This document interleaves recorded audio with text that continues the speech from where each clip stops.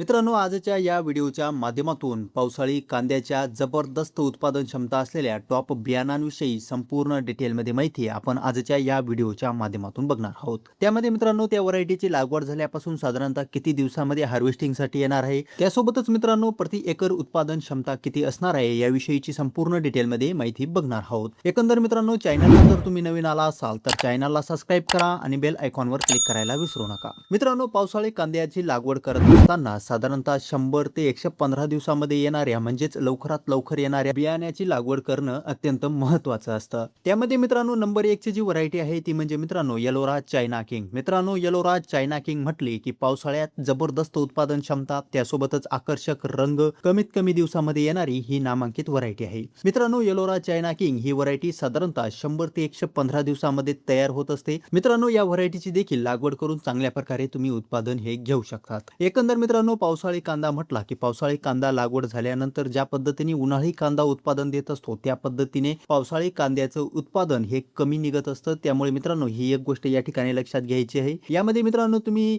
100, 120, 150 quintal पर्यंत पावसाळी कांद्याचं प्रति एकर उत्पादन हे घेऊ शकतात। त्यामध्ये मित्रांनो दुसऱ्या क्रमांकाची जी व्हरायटी आहे ती म्हणजे पंचगंगा फुले समर्थ। मित्रांनो, पंचगंगा सीडची फुले समर्थ ही देखील अत्यंत नावाजलेली व्हरायटी आहे। जबरदस्त उत्पादन क्षमता या व्हरायटीची आपल्याला बघायला मिळत असते। साधारणतः मित्रांनो ही व्हरायटी लागवड झाल्यापासून 90 ते 100 दिवसांमध्ये कापणीसाठी म्हणजेच काढणीसाठी येत असते। या व्हरायटीची देखील तुम्ही लागवड ही करू शकतात। त्याचबरोबर मित्रांनो पंचगंगा सीडची जी दुसरी व्हरायटी आहे ती म्हणजे पंचगंगा सुपर। ही देखील चांगल्या प्रकारची व्हरायटी आहे। आकर्षक लाल रंग आपल्याला या व्हरायटीचा बघायला मिळत असतो। साधारणतः याची साईज देखील चांगल्या प्रकारे आपल्याला बघायला मिळत असते। त्यामुळे मित्रांनो तुम्ही पंचगंगा सुपर या व्हरायटीची देखील लागवड करू शकतात। त्याचबरोबर मित्रांनो पंचगंगा सीडची दुसरी जी व्हरायटी आहे ती म्हणजे सरदार।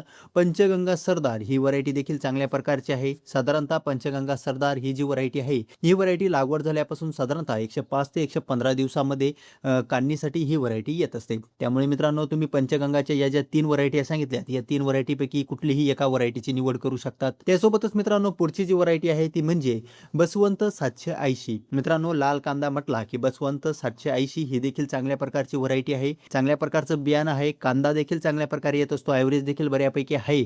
या व्हरायटीची देखील तुम्ही लागवड करून चांगल्या प्रकारे उत्पादन हे घेऊ शकतात। एकंदर मित्रांनो 120 ते साधारण 150 क्विंटल पर्यंत प्रति एकरामध्ये तुम्ही उत्पादन हिचं घेऊ शकतात। त्यासोबतच मित्रांनो पुढची जी व्हरायटी आहे ती म्हणजे सिद्धांत सुपरस्टार।